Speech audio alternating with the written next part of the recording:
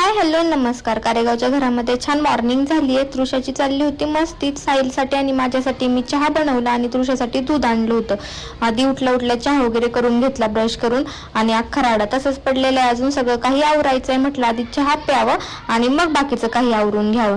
आणि आज आपल्याला पूर्ण पोर्चमध्ये नेट बसून घ्यायची होती, कारण मग जरासं व्यवस्थित वाटतं. असं ओपन ओपन सगळं वाटत नाही आणि पलीकडे खड्डा आहे, त्याच्यात ना खूप पाणी साठलंय, मच्छर पण खूप होतात. त्याच्यामुळे पूर्ण पोर्चला आपण नेट लावून घेतली आणि खूप पसारा झालेला आहे तो क्लीन करायचा.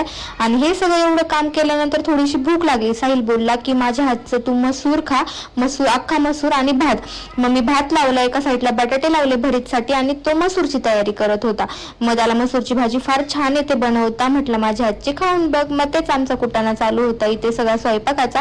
आणि इथे काय गेल्या वेळेस मी सांगितल्याप्रमाणे जास्त काही भांडे नाहीत आहे, त्याच्यात तडजोड चालू होती, चालून जातं ते. आणि ते सगळं झाल्यानंतर आपण पुन्हा निघालो कशी रोडला येण्यासाठी, कारण सुट्टी संपली आहे. तृषाला क्लास आहे आणि पावसाचं वातावरण आहे. कारेगावला खूप थंड हवा आहे. आपण रानामध्ये राहतो, इतकी भरभर हवा येते.